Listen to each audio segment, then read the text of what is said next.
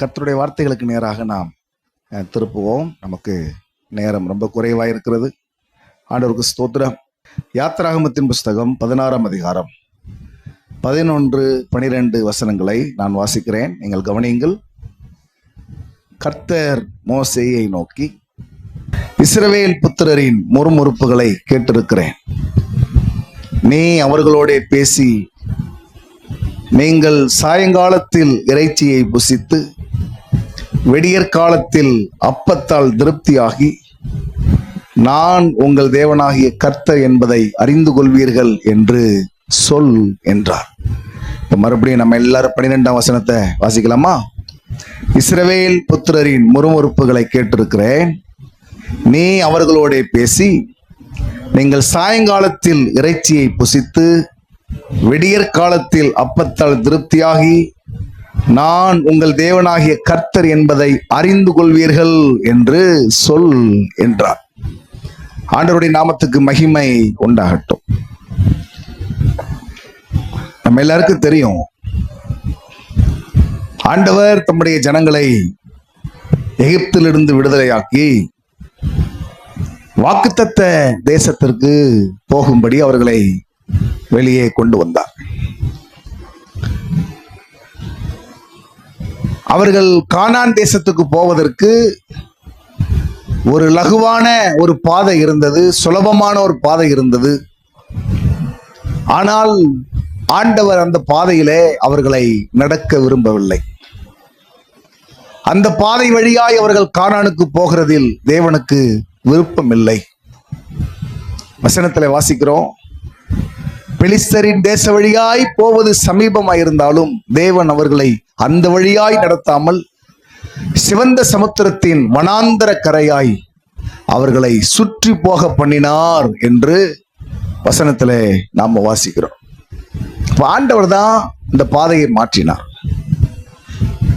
இப்ப ஆண்டவர் இந்த பாதையை மாற்றினதுனால இஸ்ரவேல் ஜனங்களால் தேவன் அனுமதித்த பாதையை, ஆண்டவர் திட்டம் பண்ணின பாதையை ஏற்றுக்கொள்ள அவர்களுக்கு மனதில்லை. நல்லா கவனிங்க.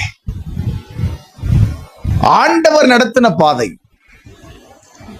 இவர்கள் போகும்படி தேவன் தீர்மானித்த அந்த பாதை, அதை ஏற்றுக்கொள்ள அவங்களால முடியல. அதனால இந்த வனாந்தர பாதையில் எப்பெல்லாம் சின்ன சின்ன அசௌகரியங்கள் வந்துச்சோ, எப்பெல்லாம் சின்ன சின்ன குறைகள் வந்ததோ, அதை எல்லாத்தையும் ஜனங்கள் பெரிதுபடுத்தி மோசேக்கு விரோதமாக, ஆரோனுக்கு விரோதமாக கலகம் பண்ண ஆரம்பித்தார்கள், முறுமுறுக்க ஆரம்பித்தாங்க.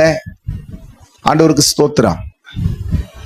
முந்தின அதிகாரத்தில் நீங்கள் 15ஆம் அதிகாரம் 24ஆம் வசனத்தை வாசிப்பீங்கன்னா, தண்ணீர் இல்லை தண்ணீர் இல்லை என்று சொல்லி முறுமுறுக்க ஆரம்பித்தாங்க, மோசேக்கு விரோதமாகவும் ஆரோனுக்கு விரோதமாகவும். ஆனா நான் என்ன உங்களுக்கு சொல்ல விரும்புகிறேன் அப்படின்னா, நல்லா கவனிங்க.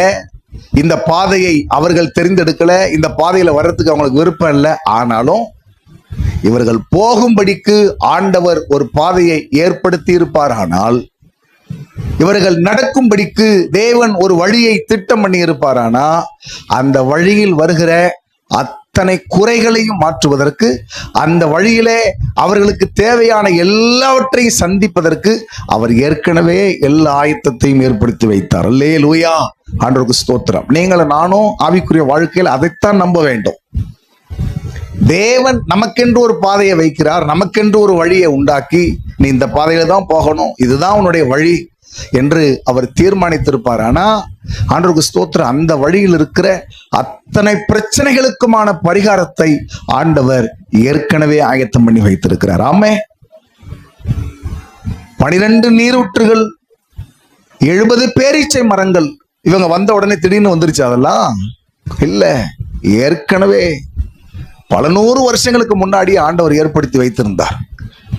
ஒரு நாள் என்னுடைய ஜனங்கள் எல்லாம் இந்த வழியா வருவாங்க, தாகத்தினால் அவர்கள் ஆமேன் ஸ்தோத்திரம் சிரமப்படும் போது இந்த 70 பேரீச்சை மரங்களும் இந்த 12 நீரூற்றுகளும் அவர்களுக்கு தாகத்தை தீர்க்கும், அவர்களுடைய பசியை தீர்க்கும்னு ஏற்கனவே ஆயத்தம் பண்ணி வைத்திருந்தார். கர்த்தருடைய நாமத்துக்கு ஸ்தோத்திரம். இப்ப என்ன பிரச்சனை? முந்தின அதிகாரத்துல தண்ணீருக்காக முறுமுறுத்தவர்கள் இந்த அதிகாரத்துல ஆகாரத்துக்காக முறுமுறுக்கிறாங்க. ஆகாரத்துக்காக முறுமுறுக்கிறாங்க. அதான் சொன்னேனே, தேவன் நடத்தின பாதையில் அவங்களுக்கு இருந்த அதிருப்தி சின்ன சின்ன குறைகளையும் பெரிதாய் பார்க்கப்படுகிறது. அடுத்தனா ஆண்டவருக்கு ஸ்தோத்திரம். அவங்களுக்கு இருந்த அதிருப்தியை டைரக்டா சொல்ல முடியல. இந்த வழியா கூப்பிட்டு வந்துட்டீங்களே சொல்ல முடியல, இப்படி ஒரு பாதையில எங்களை நடத்துறீங்களே சொல்ல முடியல. அதனால சுற்றி வெவ்வேறு காரணங்களை சொல்லுகிறார்கள். தண்ணி இல்ல, என்னப்பா எங்களை கொண்டு வந்தீங்க? ஆகாரம் இல்ல, எங்களை சாகடிக்க கொண்டு வந்தீங்களா? எகிப்திலே பிரேத குழிகள் இல்லை என்றா இந்த வனாந்திரத்திலே சாகும்படி கொண்டு வந்தீர்? ஸ்தோத்திரம். புரியுதா உங்களுக்கு? இப்படித்தான் தேவனுடைய வழியின் மேல் குறைபட்டு கொண்டாங்க. இப்ப என்ன பிரச்சனை? அவர்களுக்கு ஆகாரம் இல்லை. எகிப்திலிருந்து புறப்பட்ட போது ஆகாரத்தை கொண்டு வரல, உணவு பண்டங்களை கொண்டு வந்தாங்க, தின்பண்டங்களை கொண்டு வந்தாங்கன்னு வாசிக்கிறோம். ஏன்? அவங்களுடைய மனதில் இருந்த கணக்கு 3 நாளைக்குள்ள கானானுக்கு போயிருவோம், 3 நாளைக்குள்ள கானானுக்கு போயிருவோம், அங்க போய் சாப்பிட்டுக்கலாம், அங்க போய் எல்லாத்தையும் பார்த்துக்கலாம். அதனால எவ்வளவு சீக்கிரம் எகிப்தை விட்டு வெளியே போய் போகிற வழியிலே சாப்பிட்டுக் கொள்வதற்கு ஆமேன் கொஞ்சம் பண்டங்களை எடுத்துக்கிட்டாங்க, அவ்வளவுதான். இப்ப அதெல்லாம் தீர்ந்தது. இப்பொழுது ஆகாரம் வேண்டும் அவர்களுக்கு. நல்ல கவனிங்க, இப்ப சாப்பாடு வேணும். இந்த சாப்பாடு வேணும் அப்படி என்று அவர்கள் கேட்டது தவறில்லை, கேட்ட விதம் தவறு. நான் காலையில 2 ஆராதனையிலேயே சொன்னேன், நம்முடைய வாழ்க்கையிலே நாம் எதையும் ஆண்டவரிடத்துல கேட்கலாம். நீங்க நல்லா புரிஞ்சுக்கிடணும். நீங்க ஒரு மனுஷர்கிட்ட எல்லாத்தையும் கேட்டுற முடியாது. உங்க கணவர்கிட்ட நீங்க எல்லாத்தையும் கேட்டுற முடியாது. உங்க மனைவி கிட்ட நீங்க எல்லா விருப்பங்களையும் சொல்லிட முடியாது. பெற்றோர்கள் ஆமீன் உங்களுடைய விருப்பங்களை பிள்ளைகள்கிட்ட எல்லா நேரத்திலையும் சொல்லிட முடியாது. பிள்ளைகள் பெற்றோர்களிடத்துல எல்லாவற்றையும் மனம் திறந்து சொல்லிவிட முடியாது. நான் சொல்றேன், ஆண்டவருக்கு ஸ்தோத்திரம், ஆண்டவரை நம்பி எதையும் கேட்கலாம் அவரிடத்துல. அல்லேலூயா, ஆமென். அவர் நம்முடைய பலவீனங்களை குறித்து பரிதபிக்க கூடாத பிரதான ஆசாரியர் கிடையாது. புரியுதா உங்களுக்கு? பழைய ஏற்பாட்டு பிரதான ஆசாரியர்கள் ஒருவேளை ஆண்டவர் யாரையாவது ஆமென் கொல்ல வேண்டும், தண்டிக்க வேண்டும் என்று ஸ்தோத்திரம் ஆண்டவர் கட்டாயமாய் சொல்லிவிட்டால் பரிதாபப்படுவாங்க. அடிக்கப்பட போகிறவர், கொல்லப்பட போகிறவர், தண்டிக்கப்பட போகிறவர் என்னதான் அவர் காலில் விழுந்து அழுதாலும் அவர் சொல்லுவார், எப்பா இந்த தீர்ப்பு ஆண்டவருடையதப்பா, என்னால ஒண்ணும் செய்ய முடியாது. புதிய ஏற்பாட்டுல வந்த பிரதான ஆசாரியர், மகா பிரதான ஆசாரியர் என்று இயேசுவை சுட்டி காட்டும் போது எபிரேய நிருபக்காரர் இப்படி எழுதுறாரு, நம்ம பலவீனங்களை எல்லாம் குறித்து பரிதபிக்கிற பிரதான ஆசாரியர் நமக்கு இராமல் நம்மை போல எல்லா விதத்திலும் சோதிக்கப்பட்டும் பாவம் இல்லாதிருக்கிற பிரதான ஆசாரியரே நமக்கு இருக்கிறார். அவர் சோதிக்கப்படுகிறவர்களுக்கு உதவி செய்ய வல்லவர். அல்லேலூயா. உங்க உணர்வுகள் அவருக்கு தெரியும், உங்களுடைய எண்ணங்கள் அவருக்கு தெரியும், உங்களுடைய மனசு அவருக்கு தெரியும். ஆண்டவருக்கு ஸ்தோத்திரம். உங்க மனசு அவருக்கு தெரியும், நீங்க என்ன நினைக்கிறீங்கன்னு அவருக்கு தெரியும், நீங்க எதை குறித்து வருத்தப்படுறீங்கன்னு அவருக்கு தெரியும், நீங்க எந்த காரியத்தை குறித்து ஸ்தோத்திரம் ஆமே உங்களுடைய மனம் தாங்கல் அடைகிறது என்கிறது அவருக்கு தெரியும். கர்த்தருக்கு ஸ்தோத்திரம். நீங்க என்னத்தை ஆசைப்படுறீங்கன்னு அவருக்கு தெரியும். அதனாலதான் இயேசு மலை பிரசங்கத்திலே சொல்லும் போது சொன்னார், நீங்கள் வீண் வார்த்தைகளை அளப்பாதிருங்க அஞ்ஞானிகளை போல, உங்கள் வாயில் சொல் பரவாததற்கு முன்னமே உங்களுக்கு இன்னது தேவை என்பதை பரமபிதா அறிந்திருக்கிறார். நல்ல கவனிங்க, ஆண்டவர்கிட்ட எதையும் கேட்கலாம், நம்ம தப்பு கிடையாது. ஆனால் கேட்கிற விதம் அது ரொம்ப ஜாக்கிரதையா இருக்கணும், ரொம்ப ஜாக்கிரதையா இருக்கணும். அதனாலதான் இயேசு சொன்னார், நீங்கள் கேட்கிற விதத்தை குறித்து ஜாக்கிரதையா இருங்க. ஆண்டவருடைய நாமத்துக்கு ஸ்தோத்திரம். இவர்களுக்கு ஆகாரம் வேண்டும்.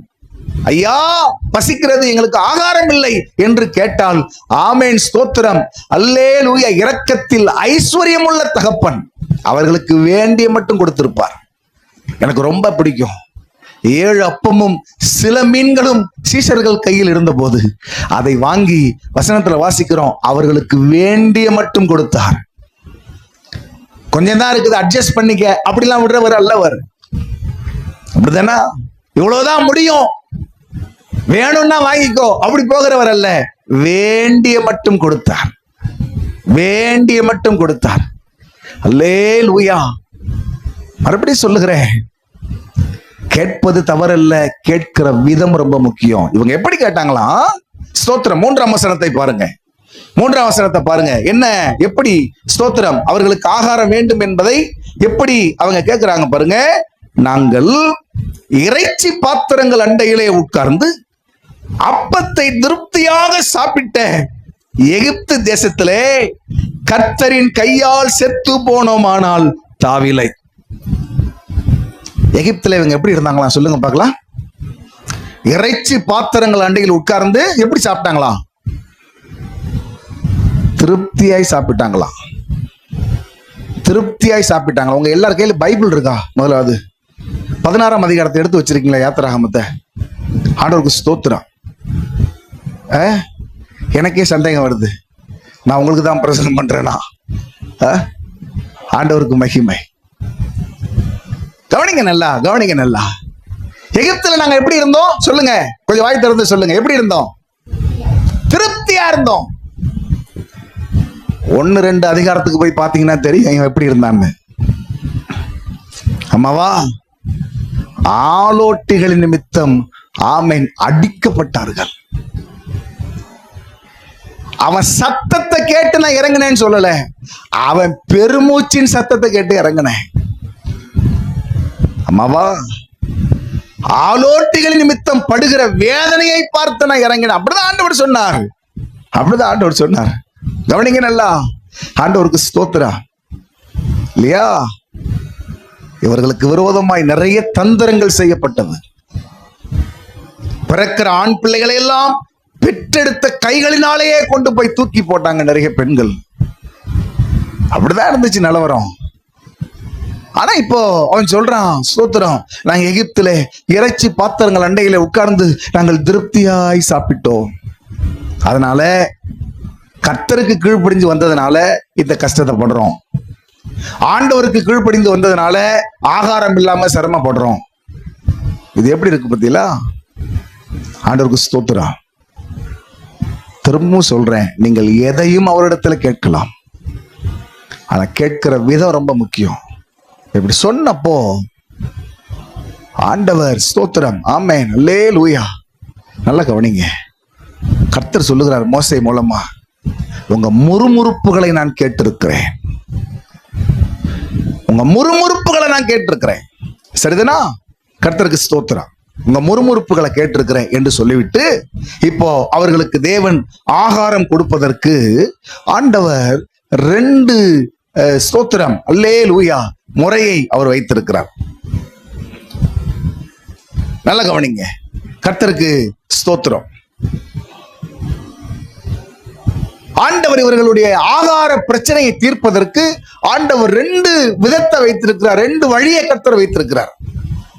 என்ன வைத்திருக்கிறார்? ஆண்டவருக்கு ஸ்தோத்திரம். ஒன்று இறைச்சி, இன்னொன்று அப்பம். அப்படிதானா? கர்த்தருக்கு ஸ்தோத்திரம் உண்டாகட்டும். இங்கே சொல்லப்பட்டிருக்கிறது பாருங்க, 8ஆம் வசனத்துல பாருங்க. மோசே, சாயங்காலத்தில் நீங்கள் புசிக்கிறதற்கு கர்த்தர் உங்களுக்கு எதை தருவார்? இறைச்சியையும். விடியற் காலத்தில் நீங்கள் திருப்தி அடைகிறதற்கு அப்பத்தையும் கொடுப்பார். நல்ல கவனிங்க, நல்ல கவனிங்க. கர்த்தருக்கு ஸ்தோத்திரம். லேலூயா, லேலூயா, ஸ்தோத்திரம். உங்களுக்கு இறைச்சியை கொடுப்பார், உங்களுக்கு அப்பத்தை கொடுப்பார். உங்களுக்கு இறைச்சியை கொடுப்பார். ஆண்டவருக்கு ஸ்தோத்திரம். 2த்துக்குரிய வித்தியாசம் என்ன? நீங்கள் புசிக்கிறதற்கு இறைச்சி, நீங்கள் திருப்தி அடைவதற்கு அப்பம். நல்லா கவனிங்க. நீங்கள் புசிக்கிறதற்கு இறைச்சி, நீங்க புசிக்கலாம், அந்த இறைச்சியை நல்லா சாப்பிடலாம், நல்லா அனுபவிக்கலாம். அந்த இறைச்சி உங்க வாழ்க்கையை திருப்தியாக்காது. அதான் அர்த்தம். நான் சொல்றேன், இந்த உலகத்துல நாம் அனுபவிப்பதற்கென்று தேவன் சில நன்மைகளை அவர் நமக்கு தருகிறார். நல்லா கவனிங்க. நாம் அனுபவிப்பதற்கு தேவன் நிறைய நன்மைகளை தருகிறார். என்ன தருகிறார்? நிறைய வெற்றிகளை தருகிறார், உயர்வுகளை தருகிறார், ஆசீர்வாதங்களை தருகிறார், ஐஸ்வர்யங்களை தருகிறார், பணங்களை தருகிறார், பொருளாதார நன்மைகளை தருகிறார், வீடு வாசல்களை தருகிறார். கர்த்தருக்கு ஸ்தோத்திரம். சரிதானா? லேலூயா. இதெல்லாம் நம்ம அனுபவிக்கிறதுக்கான தவறு கிடையாது. அதை ஆண்டவர் தான் நமக்கு தருகிறார். நன்மையான எந்த ஈவும் பரத்திலிருந்து உண்டாகி வருகிறது. எந்த தவறும் கிடையாது. கர்த்தருக்கு ஸ்தோத்திரம். ஆனா நல்லா கவனிங்க, ஆண்டவர் இந்த உலகத்துல நம்ம அனுபவிக்கணும் என்று தருகிற எல்லாம் நம்முடைய வாழ்க்கையை திருப்தியாய் வைத்துக் கொள்ளுகிறது இல்லை. ஆமாவா இல்லையா? இப்ப எல்லாம் இருக்கும் அப்படித்தானே நம்ம சொல்லுவோம். அவங்களுக்குலாம் என்னங்க குறை? அவங்க நல்லா தாங்க இருக்காங்க. அவங்களுக்கு இருக்கிற வருமானம், அவங்களுக்கு இருக்கிற ஆஸ்தி, அவர்களுக்கு இருக்கிற சொத்து, திருப்தியா இருக்காங்களா?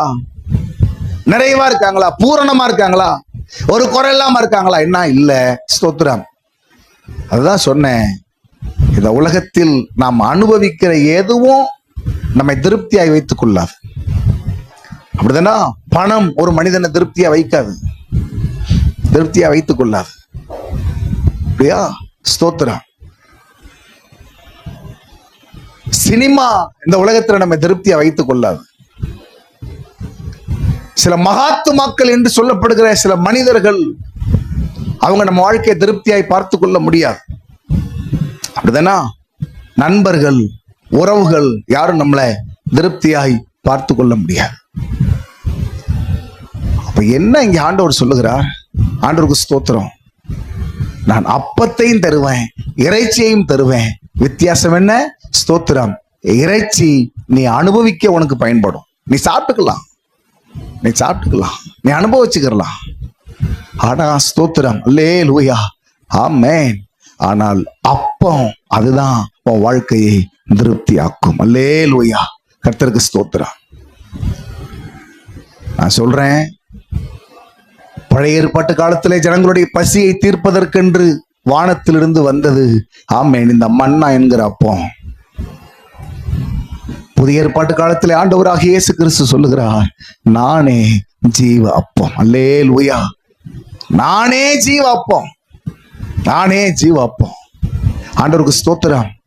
ஜீவ அப்பமாகிய இயேசு சொல்லுகிறார், நான் அவைகளுக்கு ஜீவன் உண்டாயிருக்கவும் அது பரிபூரணப்படவும் வந்தேன். அல்லேலூயா, ஆமென். ஒரு மனுஷனை ஸ்தோத்திரம், ஆமென், திருப்தியாய், சுகமாய், பாதுகாப்பாய், ஆசீர்வாதமாய் வைத்துக் கொள்ளக்கூடியது ஆண்டவராகிய இயேசு கிறிஸ்து. அவர் ஒருத்தர் தான். ஆமாவா இல்லையா?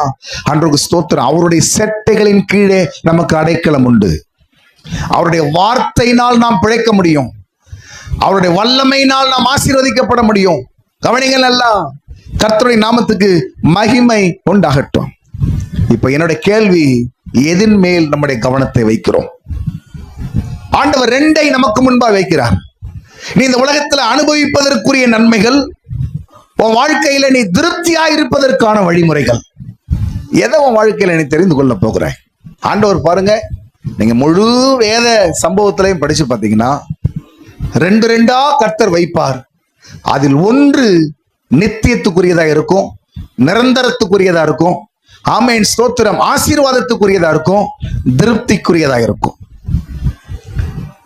ஏதேன் தோட்டத்தை உண்டாக்கினார், ரெண்டு விசேஷித்த விருட்சங்களை வைத்தார். ஒன்று ஜீவ விருட்சம், இன்னொன்று நன்மை தீமை அறியத்தக்க விருட்சம். எதை வேண்டுமானால் மனிதன் தெரிந்து கொள்ளலாம், ஆனா ரெண்டு விருட்சத்தை வைத்தார். நீங்கள் அப்படியே உபாகமத்தின் புஸ்தகத்துக்கு வரும்போது 30ஆம் அதிகாரத்தில் சொல்லுகிறார், உனக்கு முன்பாக நன்மையையும் தீமையையும் வைத்திருக்கிறேன், ஆசீர்வாதத்தையும் சாபத்தையும் வைத்திருக்கிறேன், மரணத்தையும் ஜீவனையும் வைத்திருக்கிறேன். எதை வேணாலும் செலக்ட் பண்ணலாம், எதை வேணாலும் செலக்ட் பண்ணலாம். ஆனாலும் ஜனங்கள் மேல் அக்கறை உள்ள தெய்வம் சொல்லுகிறார், நீயும் உன் பிள்ளைகளும் இந்த பூமியிலே, ஆமென், ஆசீர்வாதமாய் இருப்பதற்கு நன்மையை தெரிந்து கொண்டு. கர்த்தருக்கு ஸ்தோத்திரம் உண்டாகட்டும். எரேமியா மூலமாய் சிதேக்கியாவுக்கு சொல்லி அனுப்புகிறார், உனக்கு முன்னாடி ரெண்டு வழியை வைக்கிறேன், ஒன்னு ஜீவ வழி, இன்னொன்று மரண வழி. எதை தெரிந்து கொள்ள போகிறாய்? அப்படியே புதிய ஏற்பாட்டுக்கு வருவோமானால் இயேசு ரெண்டு வாசலை அறிமுகப்படுத்துகிறார். ஒன்று ஜீவனுக்கு போகிற வாசல், இன்னொன்று அழிவுக்கு போகிற வாசல். கேள்வி என்ன? நாம் எதை பற்றி கொள்ள போகிறோம்? நாம் எதை, ஆமென், ஸ்தோத்திரம், முதலாவது தெரிந்து கொள்ள போகிறோம்? இறைச்சியை போல இருக்கிற ஆசீர்வாதங்கள், நான் இன்னைக்கு சந்தோஷமா இருந்தா போதுங்க, இன்னைக்கு என் பிரச்சனை தீர்ந்தா போதும், இன்னைக்கு ஆமென் என்னுடைய விருப்பங்கள் நிறைவேறினா போதும், நாளைக்கானது அப்புறம் பார்த்துக்கலாம். இன்னைக்கு நான் சந்தோஷமா, இன்னைக்கு நான் ரொம்ப ஜாலியா அப்படி இருந்துட்டா போதும் ஐயா அப்படி என்று ஸ்தோத்திரம் நாம் இருப்போமானால் தேவன் அதுக்கு எதிராளி கிடையாது. ஆனா நான் சொல்லுகிறேன், கர்த்தருக்கு ஸ்தோத்திரம், நீங்களும் நானும் சுகமாய் இருப்பதற்கு, திருப்தியாய் இருப்பதற்கு ஆமென் ஜீவ அப்பமாகிய அவரை நீங்கள் பிடித்துக் கொள்ளுங்கள். அல்லேலூயா, ஆண்டவருக்கு ஸ்தோத்திரம். சரி, சீக்கிரமாய் இந்த மன்னாவை குறித்து, இந்த அப்பத்தை குறித்து ஆமென் இருக்கிற விசேஷித்த 6 காரியங்களை உங்களுக்கு சொல்ல விரும்புகிறேன். இந்த மன்னா நமக்கு கற்றுக் கொடுக்கிற பாடம் என்ன? கர்த்தருக்கு ஸ்தோத்திரம். எல்லாரும் வேதத்தை நீங்கள் திருப்பிக் கொள்ளுங்கள். முதலாவது, இந்த மன்னா அல்லது அப்பம், இதை பற்றி வேதம் எப்படி அறிமுகப்படுத்துகிறது பாருங்க. 14ஆம் வசனத்தை பாருங்க. 14ஆம் வசனத்தை நீங்க பார்த்தீங்கன்னா, இதோ வனாந்தரத்தின் மீதெங்கும் உருட்சியான ஒரு சிறிய வஸ்து உறைந்த பனிக்கட்டி பொடியத்தனையாய் தரையின் மேல் கிடந்தது. கவனிங்க நல்லா, கர்த்தருக்கு ஸ்தோத்திரம். இப்ப இந்த மன்னா இஸ்ரவேல் ஜனங்களுக்கு இறைச்சி அவங்களுக்கு தெரியும், ஏன்னா சாப்பிட்டு இருப்பான். அப்படிதானா? காடைகள் சாப்பிட்டு இருப்பான், காடைகள்னு சொல்லப்பட்டிருக்கு. ஆனா இவனுக்கு எது தெரியல? இப்போ இதுக்கு முன்னாடி இவன் எதை பார்த்தது இல்லை? சொல்லுங்க, மன்னாவை பார்த்தது இல்லை. அதனாலதான் ஆண்டவர் சொல்லுகிறார், உபாகமம் 8:3 அவர் சொல்லும்போது சொல்லுகிறார், அவர் உன்னை சிறுமைப்படுத்தி உன்னை பசியினால் வருத்தி மனுஷன் அப்பத்தினாலே மாத்திரமல்ல தேவனுடைய வாயிலிருந்து புறப்படும் ஒவ்வொரு வார்த்தையினாலும் பிழைப்பான் என்பதை உனக்கு உணர்த்தும்படிக்கு நீயும் உன் பிதாக்களும் அறியாதிருந்த மன்னாவினால் போஷித்தார். அறியாதிருந்த மன்னா, இவனுக்கு தெரியாது மன்னானா என்னன்னு தெரியாது. ஆண்டவர் ஆண்டவர் இந்த பூமியிலே அதை காண பண்ணுகிறார். 78ஆம் சங்கீதத்திலே சங்கீதக்காரன் சொல்லும் போது தூதர்களின் அப்பம் என்று சொல்லப்பட்டிருக்கிறது. ஆனா இவன் மனுஷன் பார்த்ததில்லை. இப்ப நடக்கிற காரியம் என்ன தெரியுமா? கவனிங்க நல்லா. இப்பொழுது பார்க்கிறார்கள், பனி நீங்கின பின்பு உருட்சியாய் ஒரு சிறிய வஸ்து, இன்னும் சொல்லப்பட்டிருக்கிறது பனிக்கட்டி பொடி எத்தனையாய். இத ஒரே வார்த்தையில சொல்லுங்க, பார்வைக்கு இது எப்படி இருக்கு சொல்லுங்க பார்க்கலாம். இன்னொரு வாரத்தில் சொல்லுங்க, சும்மா சொல்லுங்க, என்ன வேணாலும் பரவாயில்ல. பார்வைக்கு ரொம்ப சின்னதா இருக்குது. யாரோ சொல்ல நீங்க சீன்னு இருக்கீங்க, நீங்க அதான் சொல்றேன் நான். ஸ்தோத்திரம். பார்வைக்கு ரொம்ப சின்னதா இருக்குது. நல்லா கவனிங்க. ஏன் இதை உங்களுக்கு நான் இவ்வளோ அழுத்தம் கொடுத்து நான் உங்களுக்கு சொல்றேன்? ஆண்டவருக்கு ஸ்தோத்திரம். நான் விளக்கப்படுத்தும் போது உங்களுக்கு புரியும். கவனிங்க. இந்த மன்னா பாக்குறதுக்கு எப்படி இருக்குதுங்க? இன்னும் சொல்லுங்க, அழுத்தம் கொடுத்து. ரொம்ப சின்னதா இருக்குது. ஆமாவா இல்லையா? ரொம்ப சின்னதா இருக்கு. இப்போ பார்வைக்கு சிறிதா இருக்கிறது. இப்ப அப்படியே 31ஆம் வசனத்துக்கு வாங்க. 31ஆம் வசனத்துக்கு வாங்க. கீழே சொல்லப்பட்டிருக்கிறது கடைசி பகுதியில பாருங்க. அதன் ருசி சொல்லுங்க பார்க்கலாம். தேனிட்ட பணிகாரம் போல இருந்தது. தேனிட்ட பணிகாரம் போல இருந்தது. இப்ப திரும்ப ஃபுல்லா கம்ப்ளீட் பண்ணுங்க. பார்வைக்கு எப்படி இருக்குது? ரொம்ப சின்னதா இருக்குது. ருசி எப்படி இருக்குது? அல்டிமேட்டா இருக்குது. ஆமாவா இல்லையா? ஆண்டவருடைய நாமத்துக்கு ஸ்தோத்திரம். பார்வைக்கு சின்னதா இருக்குது, அதன் ருசியும் அதன் தரமும் அத்தனை பெரிதா இருக்கிறது. அல்லேலூயா, ஆண்டவருடைய நாமத்துக்கு ஸ்தோத்திரம். இப்படி சொல்லுகிறேன், தேவ ராஜ்யத்தின் துவக்கம் ஆண்டவராகிய இயேசு கிறிஸ்துவின் ஆமென் ஸ்தோத்திரம் அல்லேலூயா புதிய உடன்படிக்கையின் துவக்கம் பார்ப்பதற்கு ஆரம்பத்துல ரொம்ப வசீகரமாகலாம் இல்லை, பிரமாதமாகலாம் இல்லை. நான் உங்களுக்கு சொல்லியிருக்கேன், இயேசு கிறிஸ்து பூமியில் பிறந்த போது மாட மாளிகைகள் இருந்தது, கோபுரங்கள் இருந்தது, பெரிய பெரிய ஆமென் ஸ்தோத்திரம் மதிக்கத்தக்க மனிதர்கள் இருந்தாங்க. அங்க எதையும் ஆண்டவர் தெரிந்து கொள்ளல. அப்படிதானா? ஸ்தோத்திரம் அல்லேலூயா. ரொம்ப எளிமையான ஒரு ஸ்திரீயை அவர் தெரிந்து கொள்ளுகிறார். கர்த்தருக்கு ஸ்தோத்திரம் உண்டாகட்டும். புரியுதா? அவர் இந்த உலகத்துல மேசியாவாக பிறந்த போது 7 பேருக்கு தான் தெரியும் அவர் மேசியான்னு. வேற யாருக்கும் தெரியாது. வேற யாருக்கும் தெரியாது. ஆண்டவருக்கு ஸ்தோத்திரம். தேவ ராஜ்யத்தின் துவக்கம் அப்படிதான் இருந்துச்சு, அற்பமா தான் இருந்துச்சு. ஆண்டவருக்கு ஸ்தோத்திரம். சாதாரணமாகத்தான் இருந்துச்சு. அதனாலதான் இயேசு கிறிஸ்து ஆமீன் ஓமைகளை பற்றி சொல்லும்போது சொன்னார், பரலோக ராஜ்யம் கடுகு விதைக்கு ஒப்பா இருக்கிறது. கடுகு விதைக்கு ஒப்பா இருக்கிறது. அம்மாவா இல்லையா? ஆண்டவருக்கு ஸ்தோத்திரம். அது அவ்வளவு பார்க்க பிரம்மாண்டமாலாம் இல்லை, பிரம்மாண்டமா இல்ல. இத ஏசாயா ரொம்ப அழகா சொல்லுகிறார். 53ஆம் அதிகாரத்தை எடுங்க பார்க்கலாம். 53ஆம் அதிகாரம், 53ஆம் அதிகாரம். ஸ்தோத்திரம், அல்லேலூயா. ஏசாயா 53 2ஆம் வசனத்தை வாசிக்கும் போது அங்கே இப்படி சொல்லப்பட்டிருக்கிறது. வாசிங்க பார்க்கலாம். இளம் கிளையை போலவும் வறண்ட நிலத்திலிருந்து துளிர்க்கிற வேரை போலவும் அவருக்கு முன்பாக எழும்புகிறார். அல்லேலூயா. ஆண்டவருக்கு ஸ்தோத்திரம் உண்டாகட்டும். நல்ல கவனிங்க. ஆமென். இளம் கிளையை போலவும் வறண்ட நிலத்திலிருந்து துளிர்க்கிற வேரை போல. நான் சொன்னேன், இயேசு கிறிஸ்து பிறந்ததுதான் ஒரு சாதாரண கண்ணியின் வயிற்றில, சாதாரண ஒரு பெண்மணி ஒரு வீட்டுல, ஆமென் ஸ்தோத்திர வயிற்றில பிறந்தார். பிறகு ஒரு வளர்ந்த இடம் எப்படிப்பட்ட இடம் தெரியுமா? இயேசு எங்க வளர்ந்தார் சொல்லுங்க பார்க்கலாம். நாசரேத்தில் வளர்கிறார். நாசரேத்தில் வளர்கிறார். பழைய ஏற்பாட்டின் அறிஞர்களுடைய பார்வையில நாசரேத் என்கிற ஒரு அத்தியாயமே கிடையாது. நல்லா கவனிங்க.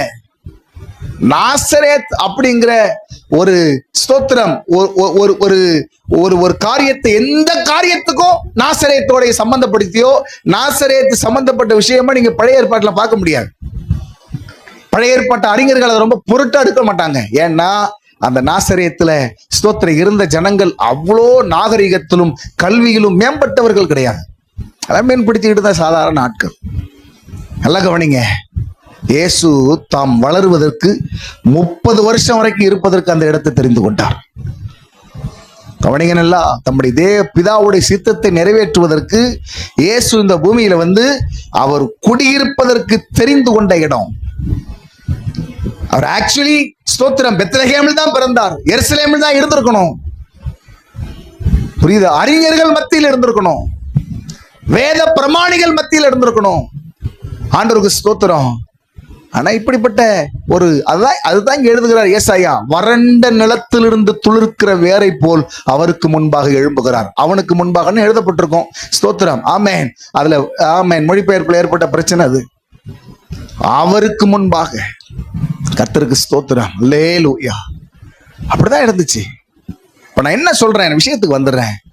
இயேசு கிறிஸ்துவுடைய துவக்கம், அவர் மாம்சத்தில் ஆமீன் வந்து அவர் தேவ ராஜ்யத்தை ஸ்தாபித்த அந்த அந்த அந்த துவக்கம் ரொம்ப அற்பமா இருந்துச்சு.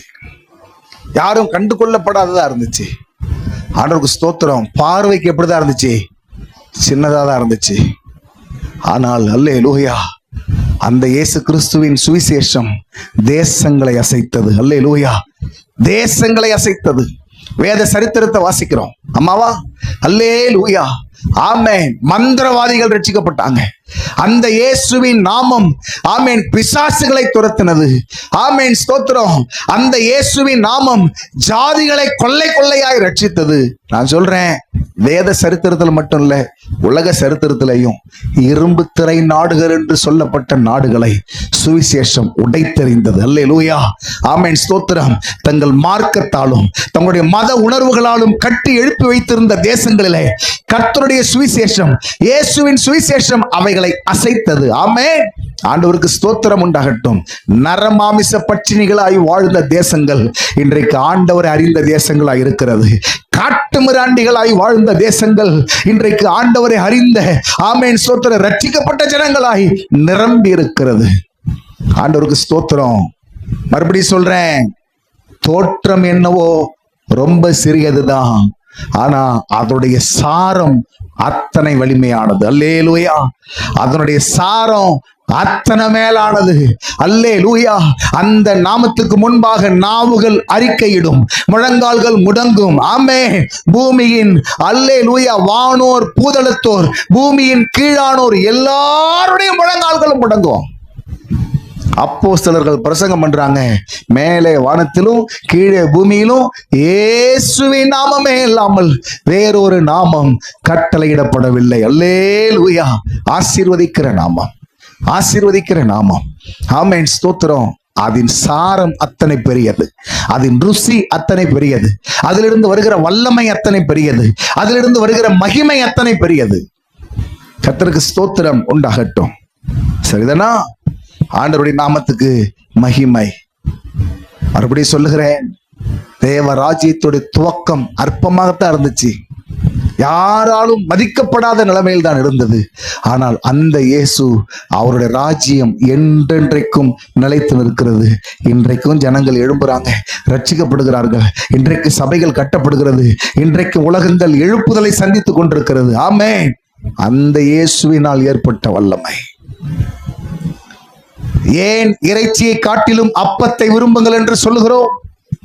அந்த அப்பத்தின் வல்லமை அத்தனை பெரியது, அந்த மன்னாவின் வல்லமை அத்தனை பெரியது. ஆமென். ஆண்டவருக்கு ஸ்தோத்திரம் உண்டாகட்டும். இரண்டாவது, ஆமென், கர்த்தருக்கு ஸ்தோத்திரம். கவனிங்க நல்லா. இப்பொழுது ஆண்டவர் இறைச்சியையும் தருகிறார், மன்னாவையும் தருகிறார். இது எப்படி தருகிறார் பாருங்களேன், எப்படி தருகிறார் பாருங்க. 13, 14 வசனத்தை பாருங்க. 13ஆம் வசனத்தை வாசிங்க பார்க்கலாம். சாயங்காலத்தில் காடைகள் வந்து விழுந்து பாளையத்தை மூடிக்கொண்டது. போதும். இறைச்சி இப்ப எப்படி கிடைச்சது?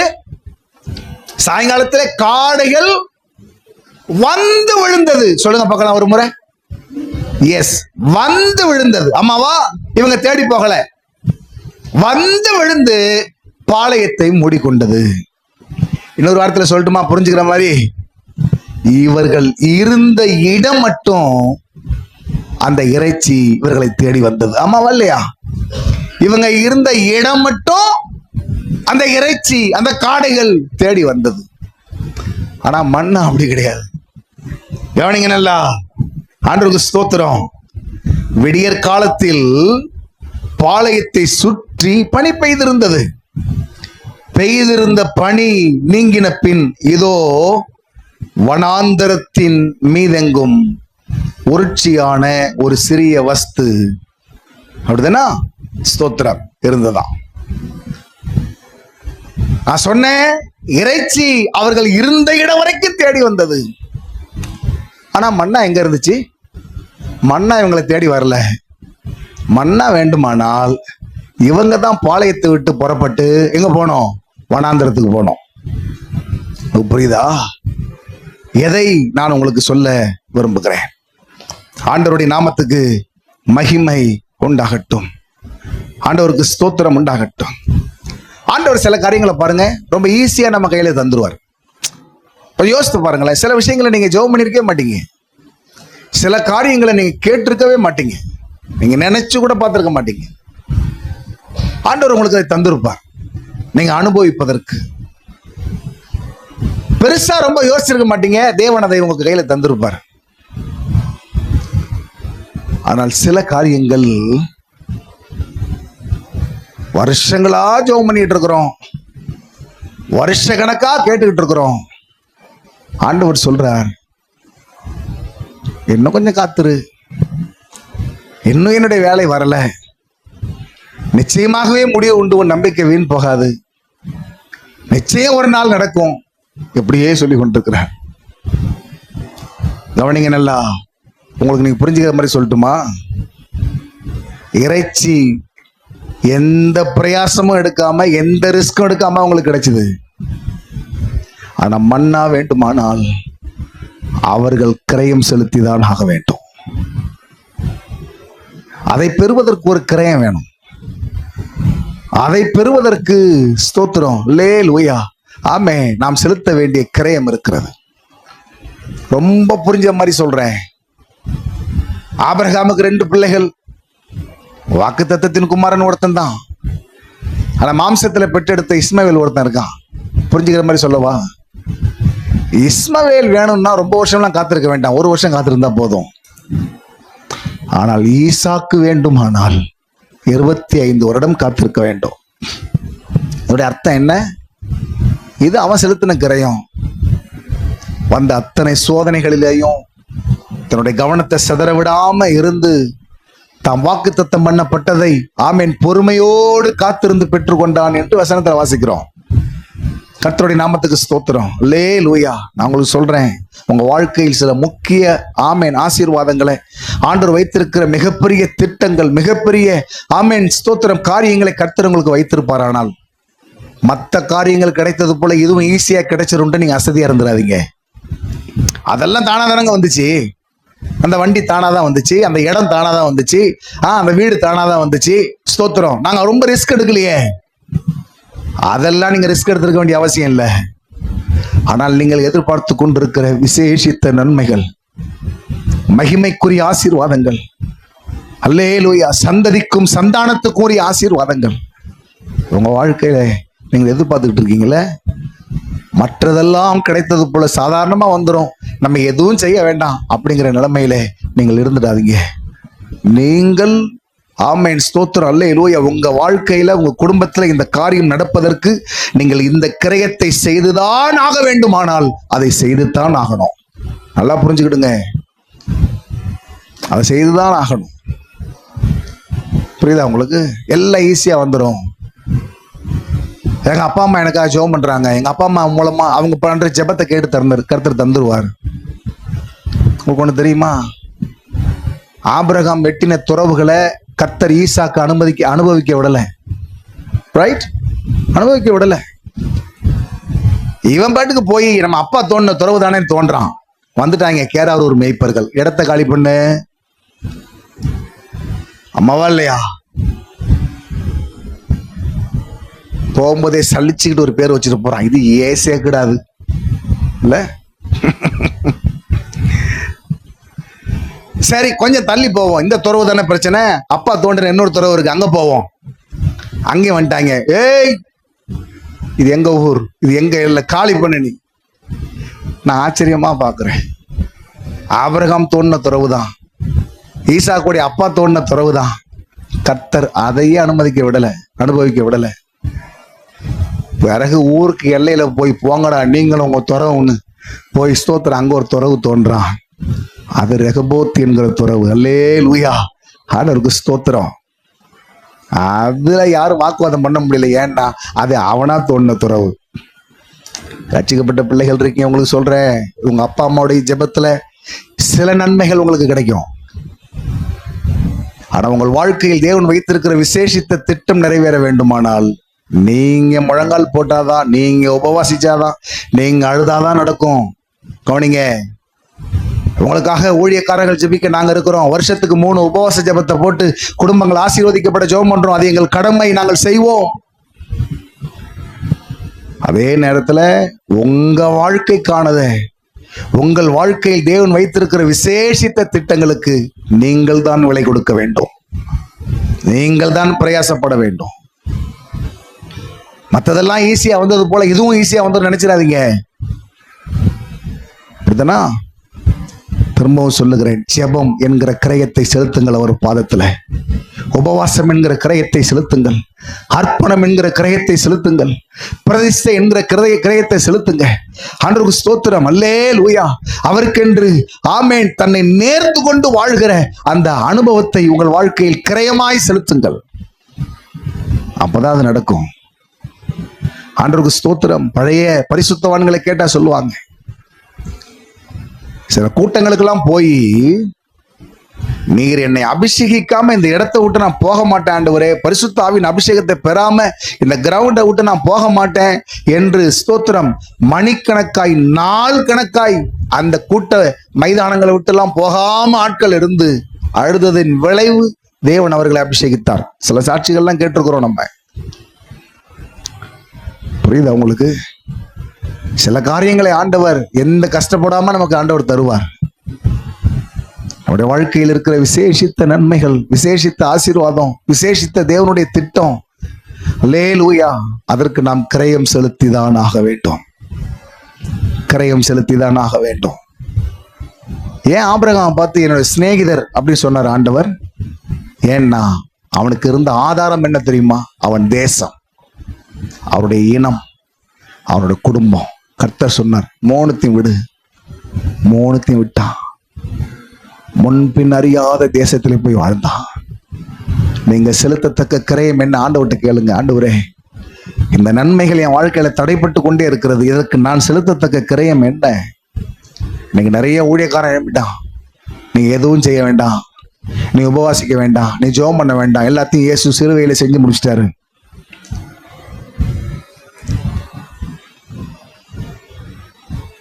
எபிரேயர் 12ஆம் அதிகாரம் 2ஆம் வசனத்துல வாசிக்கிறோம். அவர் தமக்கு முன் வைத்திருந்த சந்தோஷத்தின் பொருட்டு அவமானத்தை எண்ணாமல் சிலுவையை சகித்து, பிறகுதான் சொல்லப்பட்டிருக்கு, ஆமென், பிதாவுடைய சிங்காசனத்தின் வலது பாரிசத்தில் இருக்கிறார். இந்த வலது பாரிசத்துக்கு போவதற்கு அவர் சிலுவையை சகிக்க வேண்டியிருந்தது. அவர் சிலுவையில் ஒரு விலை கொடுக்க வேண்டியிருந்தது. நான் சொல்றேன், உங்க வாழ்க்கையின் முக்கிய கட்டங்களை உங்கள் வாழ்க்கையில் பெற்றுக்கொள்வதற்கு, முக்கிய ஆசீர்வாதங்களை, ஆமென், ஸ்தோத்திரம், அடுத்த கட்டத்தில் தேவன் வைத்திருக்கிற உயர்வுகளை பெறுவதற்கு நீங்க பிரயாசம் எடுங்க, நீங்க கிரயம் செலுத்துங்க. ஆண்டவருக்கு ஸ்தோத்திரம் உண்டாகட்டும். மூன்றாவதை சொல்லுகிறேன். கர்த்தருக்கு ஸ்தோத்திரம்.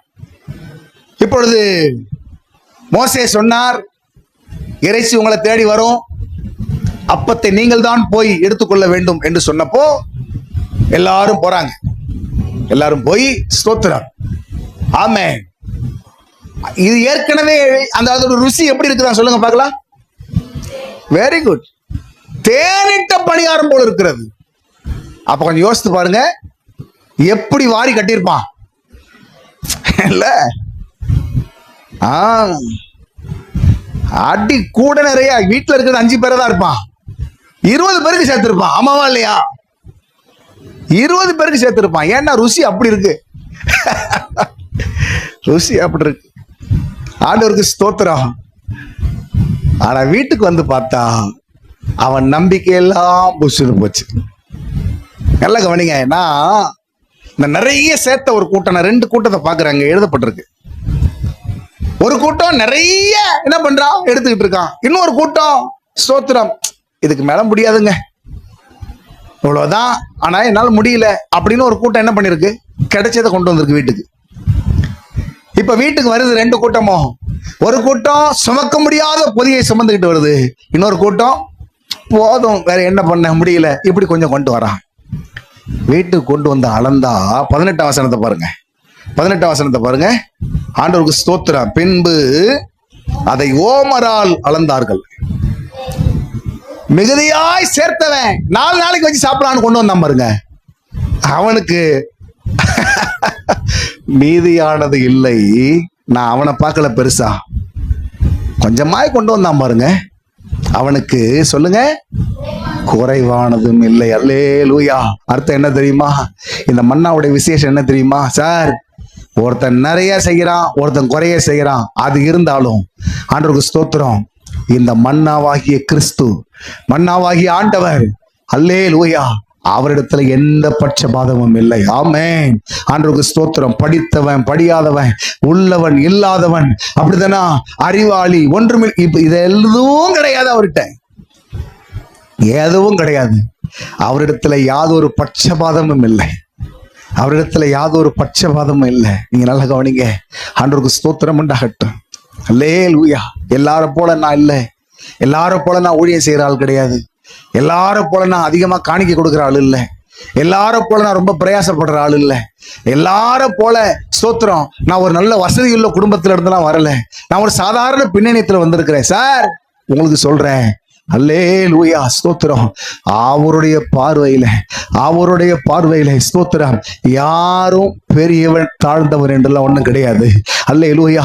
சிறியவனை புழுதியிலிருந்து எடுக்கிறார், குப்பையிலிருந்து உயர்த்துகிறார். அவனை எங்க திரும்ப உட்கார வைக்கிறார்? ராஜாக்களோடும் தம்முடைய அதிபதிகளோடும் கூட உட்கார பண்ணுகிறார். ஆமென். ஆண்டவருக்கு ஸ்தோத்திரம். நீங்க நல்லா புரிஞ்சுக்கணும், அவர்கிட்ட எந்த ஒரு பாகுபாடும் கிடையாது. மனிதர்கள் நம்மளை பிரிச்சு பார்ப்பாங்க. மனிதர்கள், ஆமென், ஸ்தோத்திரம், இவன் பணக்காரன், இவன் இல்லாதவன், இவன் இருக்கிறவன், அப்படிதானா, இப்படி மனிதர்கள் பிரிப்பாங்க நம்மள. இயேசு நம்மை ஒரு காலமும் பிரித்து பார்க்கிறவர் அல்ல. அவருடைய தயாள குணத்தை வெளிப்படுத்துகிற ஒரு ஓமையை கர்த்தர் சொன்னார். தன் குமாரனுக்கு கல்யாணம் செய்து விட்டான ஒருவன்.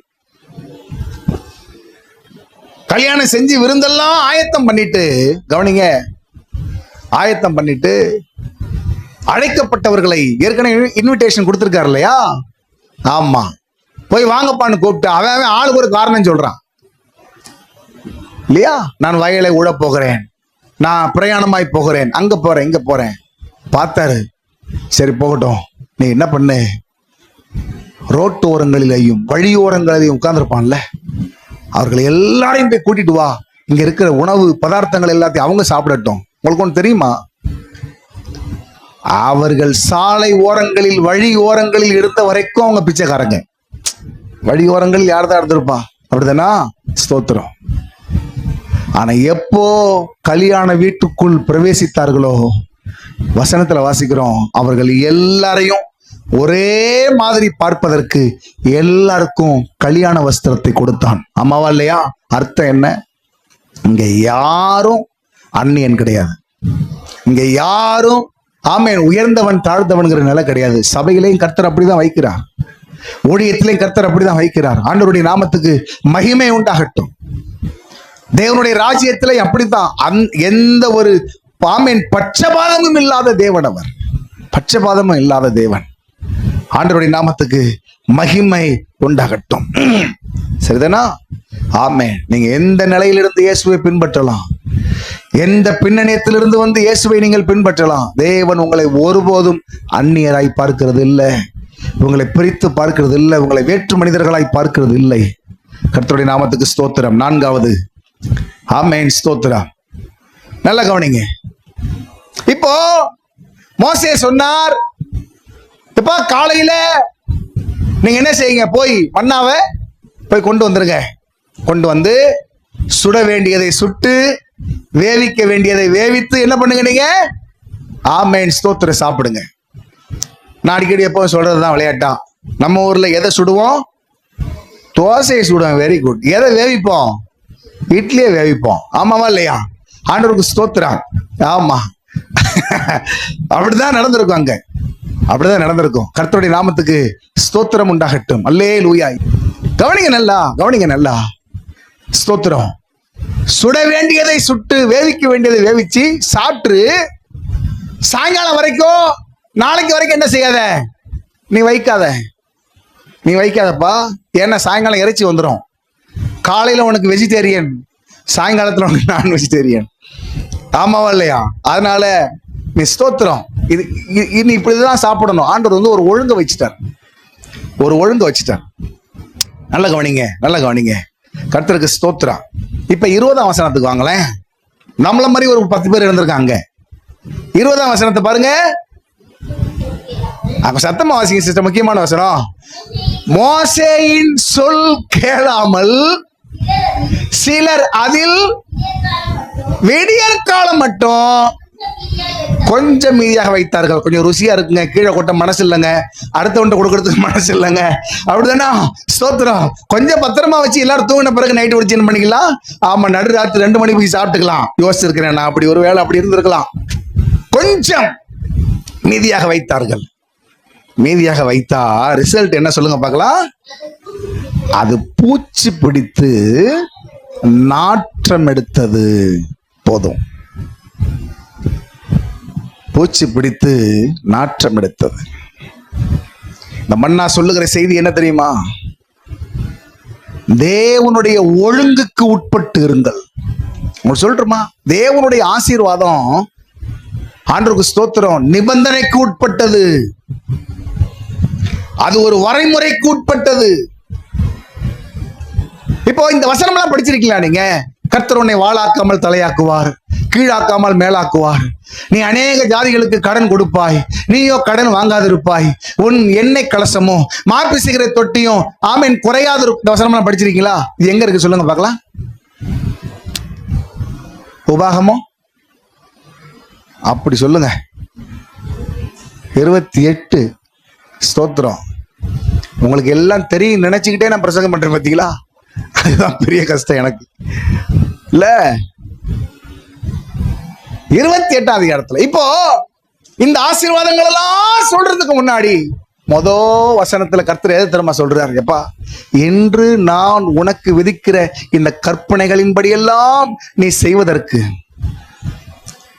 சாவதானமாய் இருந்து இப்பொழுது சொல்லப்படும் இந்த வார்த்தைகளுக்கெல்லாம் நீ கவனமாய் செவி கொடுப்பாயானால் இப்பொழுது சொல்லப்படுகிற ஆசீர்வாதம் எல்லாம் உன் மேல வரும். ஆசீர்வாதம் உனக்கு தான். ஆனா அது எப்போ உன் மேல பலிக்கும் சொல்லுங்க பார்க்கலாம். இந்த வார்த்தைக்கு நீ செவி கொடுத்தால் பலிக்கும். நான் உங்களுக்கு ஒன்று சொல்லட்டுமா? தேவன் நம்முடைய வாழ்க்கையில் வைத்திருக்கிற ஒழுங்குகளுக்கு நாம் உட்பட்டு நடக்க பழகணும். கர்த்தருடைய நாமத்துக்கு ஸ்தோத்திரம் உண்டாகட்டும். ஆண்டவருக்கு நம்ம எதிர்த்து நிற்கக்கூடாது. தேவனுடைய ஒழுங்குகளுக்கு ஸ்தோத்திரம் நம்ம எதிர்த்து நிற்கக்கூடாது. எதிர்த்து நிற்கக்கூடாது. புரியுதா? ஆமென். உங்க தனி மனித வாழ்க்கைக்கென்று தேவன் வைத்திருக்கிற ஒழுங்கு, குடும்ப ஒழுங்கு. அப்படிலாம் இருக்க முடியாதுங்க. எனக்கு பிடிச்ச மாதிரி தான் நான் இருப்பேன் அப்படிலாம் சொல்ல முடியாது சார். இப்படித்தான் இருக்க வேண்டும் என்று ஒரு தேவ பிள்ளைக்கு ஆண்டவர் ஒரு குடும்பத்துல ஒரு ஒழுங்கு வைத்திருக்கிறார். இந்த சமுதாயத்துல ஒரு ஒழுங்கு வைத்திருக்கிறார். இஷ்டம் போலலாம் வாழ முடியாது கர்த்தருடைய பிள்ளைகள். நீங்க நினைச்சிட்டு இருக்காதீங்க நான் சம்பாதிக்கிறேன், ஏன் பணம், ஏன் உரிமை, என்ன கேட்க யாரும் இல்லை. உங்களை கேட்க உங்க வீட்டுல ஆள் இல்லாம இருக்கலாம். நான் சொல்றேன் ஸ்தோத்திரம், தேவன் வேதத்துல ஒரு ஒழுங்க கர்த்தர் உங்களுக்கு வைத்திருக்கிறார். நீங்க அந்த குடும்ப ஒழுங்குகளை மீற முடியாது. தனிப்பட்ட வாழ்க்கையின் அந்த ஒழுங்குகளை நீங்க மீற முடியாது. ஆண்டவருடைய நாமத்துக்கு ஸ்தோத்திரம் உண்டாகட்டும். புரியுதா உங்களுக்கு? ஒழுங்குகளுக்கு உட்பட்டு இருக்கணும். நம்ம சபை ஊழியம் வரும்போது சபையின் ஒழுங்குகளுக்கு உட்பட்டு இருக்கணும். ஆண்டவருடைய நாமத்துக்கு ஸ்தோத்திரம் உண்டாகட்டும். இந்த ஜெப நாட்கள்ல நம்ம சில நிருபங்களை தியானிக்க போகிறோம். சபை ஆமென் ஸ்தோத்திரம். சபைக்கு அடுத்த ஒழுங்குகளுக்கு நமக்கு அதுக்கு தேவன் ஏற்படுத்தி வைத்திருக்கிற ஒழுங்குகளுக்கு நம்ம மாற நடக்கக்கூடாது. யூதா நிருபத்தை எழுதும் போது சில கூட்டத்தை பத்தி அவர் எழுதுகிறார். அதுல சொல்லும்போது சொல்லுகிறார் ஸ்தோத்திரம், கவனிங்க நல்லா. அவர் சொல்லும்போது சொல்றாருங்க, இவர்கள் தண்ணீரற்ற மேகமும், தண்ணீரற்ற மேகம், கனிகொடாத மரங்கள். அர்த்தம் என்ன சொல்லுங்க பார்க்கலாம். இப்ப மேகம் இருக்குதுன்னா அந்த மேகம் என்ன செஞ்சே ஆகணும் சொல்லுங்க பார்க்கலாம். மழையை தந்தே ஆகணும். ஆமாவா இல்லையா? மழையை தந்தே ஆகணும். இப்போ இங்க நிருபக்காரர் எழுதுகிறார், அவங்க யாரு? தண்ணீரற்ற மேகம். அப்படின்னு அர்த்தம் என்ன? இன்னொன்னு சொல்றேன், நீங்க புரிஞ்சுக்கிற மாதிரி சொல்றேன். அதாவது ஒரு ஒரு ஒரு மேகம்னா தண்ணீர் இருக்கணும். இப்ப இல்ல அப்படின்னா என்ன அர்த்தம்னா அந்த படைத்தவருக்கு எதிர்த்து நிற்கிறது, சுபாவத்துக்கு எதிர்த்து நிற்கிறது, தேவன் வைத்திருக்கிற ஒழுங்குமுறைகளுக்கு எதிர்த்து நிற்பது. மரம்னா என்னத்தை தந்தே ஆகணும் சொல்லுங்க பார்க்கலாம். கனி தந்தே ஆகணும். ஆனா கனியற்ற மரங்களா இருக்குது, கனியற்ற மரங்களா இருக்குது. இது தேவனுடைய ஒழுங்குக்கு எதிராய் செயல்படுவது. நடந்த என்ன தெரியுமா? உங்களுக்கு சொல்றேன். காலையில அதை நான் ஸ்தோத்திரம் சொன்னேன். ஆண்டவர் நாம் அனுபவிக்கும்படி நமக்கு விரும்பி தருகிற சில ஆசீர்வாதங்கள், கவனிங்க நல்லா, விரும்பி தருகிற ஆசீர்வாதங்கள் அவர் தான் தருகிறார். ஆனா அவருக்கு கீழ்ப்படியாமல் அவர் வைத்த ஒழுங்குகளுக்கு மாறா நம்ம போவோமானா எதை தேவன் நம்ம கையில கொடுத்தாரோ அது கெட்டு போகவும் அது நஷ்டம் அடையவும் அதை செய்வார் ஆண்டவர். நல்லா கவனிங்க, நல்லா கவனிங்க. நான் முடிச்சிடுறேன். ஆண்டவர் நமக்கு அனுபவிப்பதற்கு பணங்களை ஆண்டவர் தருகிறார், சம்பாத்தியங்களை தருகிறார், வருமானங்களை தருகிறார். நிறைய பேர் தேவையில்லாத தொழில்கள்ல தேவையில்லாத பண ஆசை நிமித்தம் ஆண்டவர் தருகிற அனுபவிக்கும்படி தருகிற ஆசீர்வாதங்களை கொண்டு போய் அதுல போட்டு நஷ்டம் அடைஞ்சு இருந்ததையும் இழந்து நிற்கிற அனுபவம். புரியுதா உங்களுக்கு? ஆண்டவர் உங்களுக்கு தருகிறார். ஆனால் நீங்க அதை அனுபவிக்கவும் நீங்க ஆசீர்வாதமா இருக்கவும் தான் அதை தருகிறார். நீங்க அதை புரிஞ்சுக்கிடுங்க. இஸ்ரவேல் ஜனங்கள் எகிப்தில் அடிமைகளா இருந்தாங்க. இப்பொழுது அவர்கள் தேசத்திலிருந்து புறப்பட்ட போது ஆண்டவர் சொன்னார், அவனவன் தங்கள் தங்கள் எஜமான்கள்ட்ட போய் பொன்னுடைமைகளையும் வெள்ளி உடைமைகளையும் கேட்டு வாங்கிக்கோப்பா. போய் கேட்டப்போ அவங்க அள்ளி கொடுத்துட்டாங்க. கிளம்பு, நீ எப்படியாவது போனா போ. சங்கீதக்காரன் எழுதுகிறான், பொன்னோடும் பொருளோடும் புறப்பட்டு வந்தாங்க, எகிப்தை கொள்ளையிட்டார்கள். அப்படி வாசிக்கிறோம். கவனிங்க. அவன் அத்தனை வருஷம் பட்ட கஷ்டத்துக்கு தங்கத்தை வெள்ளியை சுமந்து கொண்டு வருகிறாங்க. திரும்ப அந்த கேள்வியை கேட்கிறேன், எதுக்காக ஆண்டவர் அதை கொடுத்தாரு அவங்க கையில? சொல்லுங்க பார்க்கலாம், சும்மா சொல்லுங்க.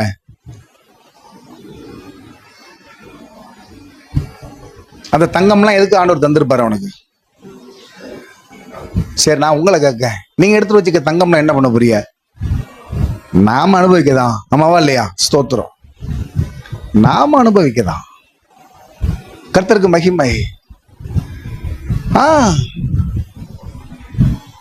ஆண்டவர் இவன் அனுபவிக்கதானே தரான். ஆண்டவர் தந்தார். நடந்த என்ன தெரியுமா? மோசே கர்த்தருடைய பிரமாணத்தை பெறுவதற்கு மலைக்கு போயிட்டாரு. 1 நாள் 2 நாள் 3 நாள் 4 நாள் 5 நாள் வெயிட் பண்ணிட்டே இருக்கான். மோசே காணோம். இங்க ஒரு முடிவு பண்ணிட்டாங்க. ஆரோனை கூப்பிட்டான், எப்ப இங்க வா. மேல போனார் மோசே. என்ன ஆச்சுன்னு தெரியல. ஒருவேளை துஷ்ட மிருகம் அடிச்சு கொண்டு போச்சா, இல்ல கர்த்தரே அடிச்சு விட்டாரா, இல்ல மலையில இருந்து விழுந்து செத்து போனானா தெரியாது. அதனால இனிமே உள்ள பிரயாணத்துல நமக்கு முன் செல்வதற்கு மோசே இல்ல. அதனால நமக்கு முன் செல்லும் தெய்வங்களை நீ உண்டு பண்ண. ஏன் ஆரோன்ட்ட வந்து கேட்டாங்க அப்படின்னா, ஆரோன் எகிப்துல இருந்த போது இந்த உலோகங்களை வைத்து நிறைய சிலைகளை செய்து கொண்டிருந்தார் அவர். அதுதான் அவருக்கு வேலையே. இப்போ ஆரோன் சொன்னார், எப்பா நம்ம வனாந்தரத்துல இருக்கிறோம், எந்த உலோகமும் நம்ம கையில இல்ல, வெண்கலமோ இரும்போ எதுவுமே இல்லப்பா, எதை வச்சு செய்ய சொல்றீங்க சொன்னப்ப எல்லாரும் என்ன தெரியுமா சொன்னாங்க? நீ ஏன்பா கவலைப்படுற, எங்க வீட்டு கூடாரத்துல ஒரு 50 சவரன் இருக்கு. ஆமாவா? இன்னொருத்தன் சொல்றான், நாங்க ஒரு 100 சவரன் வச்சிருக்கோம். எல்லாத்தையும் கொண்டாந்து கொடுத்து பொன் கன்றுக்குட்டி செஞ்சு விட்டான். திரும்ப சொல்றேன், இந்த வெள்ளியையும் பொன்னையும் கர்த்தர் எதுக்கு கொடுத்தா? சத்தமா சொல்லுங்க. எஸ், அவர் தான் கரெக்டான வார்த்தை. அவன் அனுபவிக்கிறதுக்கு கொடுத்தான். அனுபவிக்கிறதுக்கு கொடுத்தா இவன் அதை வேற சிலையை என்ன பண்ணிட்டான்? மாத்திட்டான். சரி, சிலையா மாறி போச்சு. மோசே வர்றாரு, சண்டை போடுறாரு, திட்டுறாரு. இவன் என்ன நினைச்சிருப்பான்? சரி, ஓகே, தப்பு செஞ்சிட்டோம், பரவாயில்ல, இந்த தங்கமா மாறி இருக்கிற இந்த பொன் கன்றுக்குட்டி ஸ்தோத்திரம், அப்படிதானா? ஆமா, இப்ப என்ன பண்ண? ஒருத்தன் கேட்டிருப்பான், அந்த காலை மட்டும் உடைச்சு என்கிட்ட கொடுத்துரு, இல்ல அந்த காதை கொஞ்சம் உடைச்சு கொடுத்துரு, கழுத்தை உடைச்சு கொடுத்துரு, ஐயா நாங்க இவ்வளவு தகவத்தை கொடுத்துருக்குறோம். மோசே சொன்னார், அப்படியாப்பா, வெயிட் பண்ணுங்க. அந்த சிலையை கொண்டு போய் எரிச்சு சாம்பலாக்கி ஓடுற நதியில விட்டுட்டான். போச்சா? எல்லாம் போச்சா?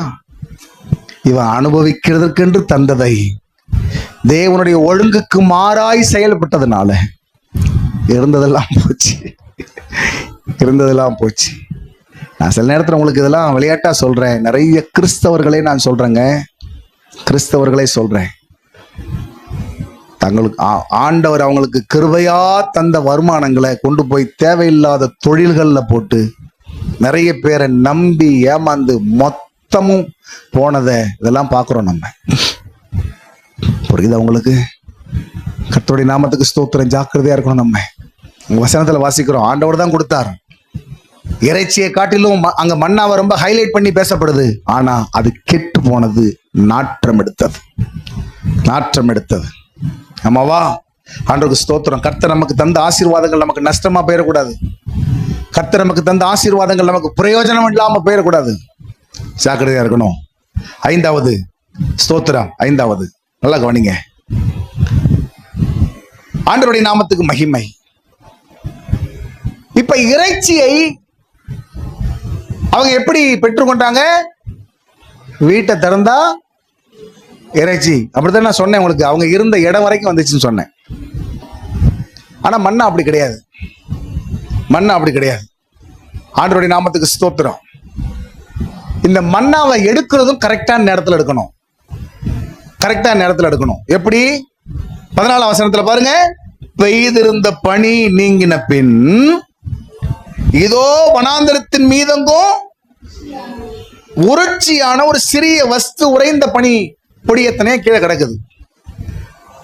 இப்போ பனி நீங்கின உடனே என்ன பண்ணிருந்தோம்? அதை எடுத்துடணும். எடுக்காட்டா என்ன ஆகும்? 21ஆம் வசனத்தை பாருங்க.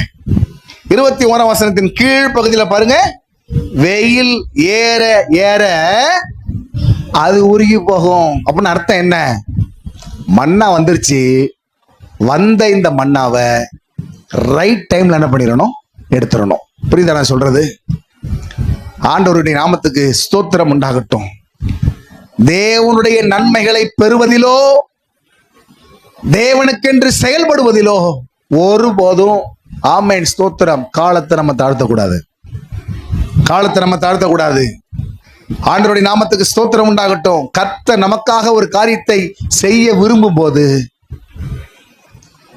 நம்ம ஆயத்தமா இல்லை அப்படின்னா, அல்லட்ட நாளைக்கு பார்த்துக்கலான்னு சொன்னா இன்னொரு நாளைக்கு பார்த்து கொள்ளலாம் அப்படின்னா அது ஒரு நாள் என்ன செய்யாது, அது நமக்கு திரும்ப வாய்க்காது, திரும்ப வாய்க்காது.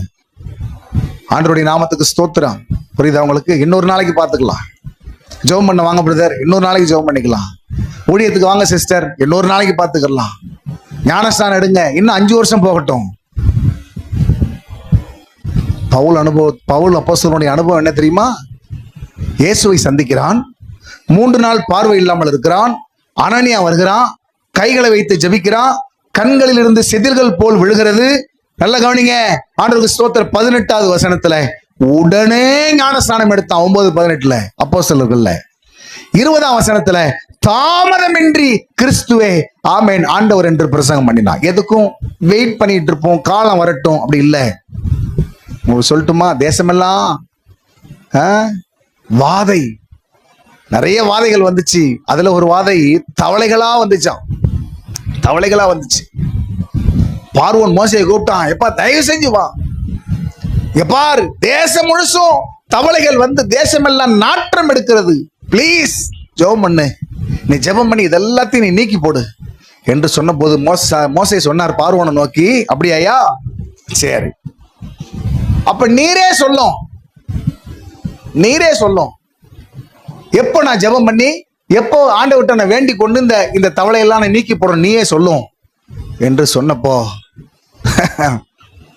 8ஆம் அதிகாரம் இதே யாத்திராகமத்துல 10வது வசனத்துல சொல்றது. கர்த்தருக்கு ஸ்தோத்திரம். இப்ப நீங்க என்ன சொல்லிருப்பீங்க சொல்லுங்க? ஒரு பெரிய பிரச்சனை, இது எப்ப தீரணும்னா நீங்க என்ன சொல்லுவீங்க சொல்லுங்க? இப்பவே, இன்றே தாரும் தேவா, இப்பவே தாரும் தேவா. ஆமாவா இல்லையா? அவன் சொன்னா நாளைக்கு ஆகட்டும், நாளைக்கு வரட்டும். நான் சொல்றேன் உங்களுக்கு ஸ்தோத்திரம். ஞானஸ்நானத்தை தள்ளி போடாதீங்க. ஆண்டவருக்கென்று ஊழியம் செய்கிறதை தள்ளி போடாதீங்க. ஆண்டவருக்கென்று நல்ல முடிவுகள் எடுத்து வாடுகிறதை தள்ளி போடாதீங்க. கர்த்தருடைய நாமத்துக்கு ஸ்தோத்திரம் உண்டாகட்டும். புரியுதா? அங்க சொல்லப்பட்டிருக்கிறது, வெயில் ஏற ஏற அது என்ன ஆயிரும், அப்புறம் நீ பார்க்க முடியாதப்பா. நீ நாளைக்கு பார்த்துக்கலாம்னு நினைக்கிறது உனக்கு இருக்காது. இன்னும் கொஞ்ச நேரம் போகட்டும் அப்படிங்கிறது உனக்கு அப்புறம் இருக்காது. கர்த்தரை கண்டடையத்தக்க சமயத்தில் தேடுங்கள், அவர் சமீபமாய் இருக்கையில் அவரை நோக்கி கூப்பிடுங்கள். அல்லேலூயா. ஆண்டவருக்கு ஸ்தோத்திரம். கடைசியா சொல்லி முடிச்சிடுறேன். இறைச்சியும் வந்தது, மன்னாவும் வந்தது. Yes, correct. இப்போ இந்த இறைச்சி கொடுக்கப்பட்ட சம்பவம் 2 இடத்துல சொல்லப்பட்டிருக்கு. ஒண்ணு இங்கே, இன்னொன்னு என்னாகமம் 11ஆம் அதிகாரத்துல. அது கடைசியா அழிவுல முடிஞ்சிச்சு, தண்டனையில முடிஞ்சிச்சு. இன்னொன்னு சொல்லட்டுமா? இந்த இறைச்சி தற்காலிகத்துக்குரியது. நான் தான் சொன்னேன், இந்த உலகத்துல நம்ம அனுபவிக்கிறது கர்த்தர் தர கொஞ்சம் தற்காலிகமானது. ஆனா இந்த மன்னா இவங்க காலத்துல எவ்வளவு காலம் தெரியுமா இருந்துச்சான்? அங்க பாருங்க, ஆண்டவருடைய நாமத்துக்கு ஸ்தோத்திரம். 35ஆம் வசனத்தை பாருங்க. இஸ்ரவேல் புத்திரர்,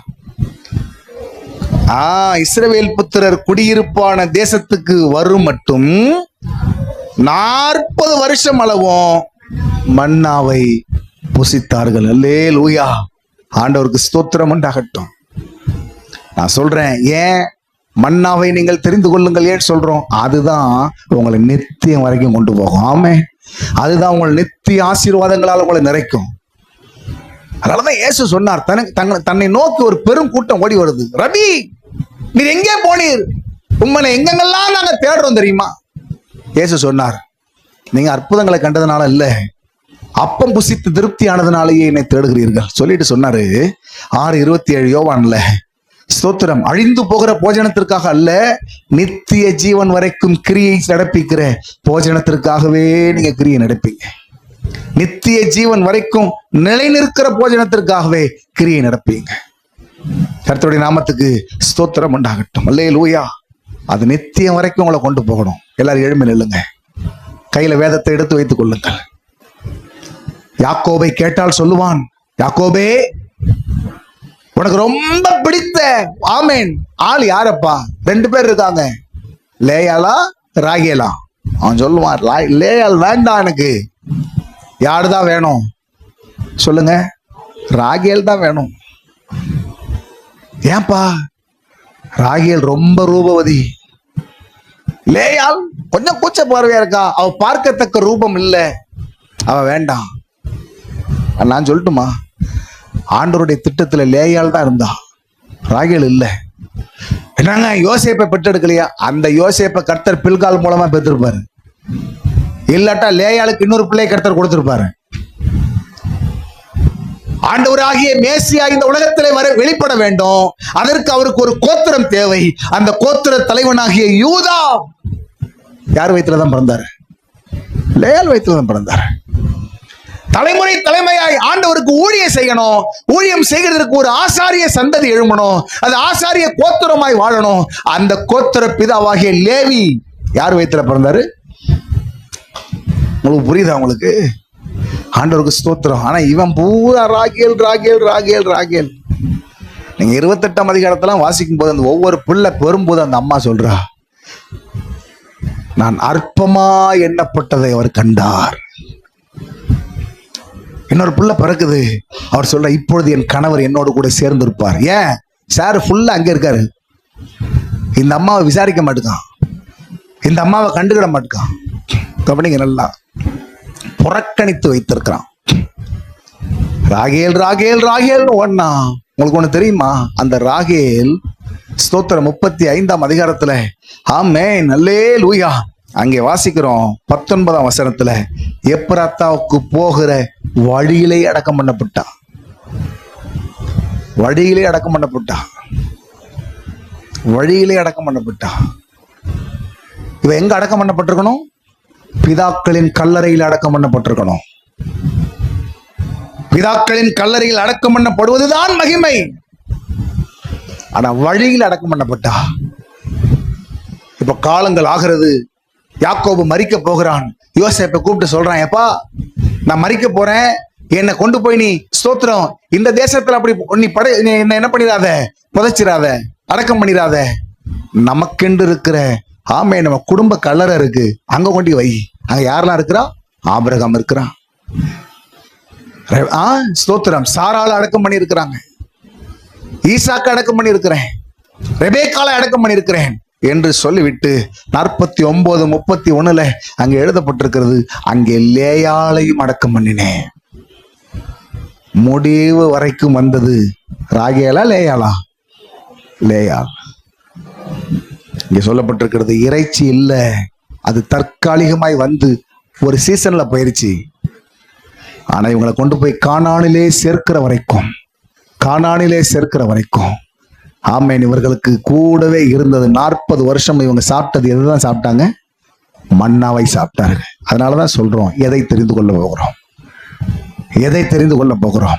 கண்களை மூடி இயேசுவின் நாமத்தில், இயேசுவின் நாமத்தில், இயேசுவின் நாமத்தில், இயேசுவின் நாமத்தில் எதை தெரிந்து கொள்ள போகிறோம்? எதை தெரிந்து கொள்ள போகிறோம்?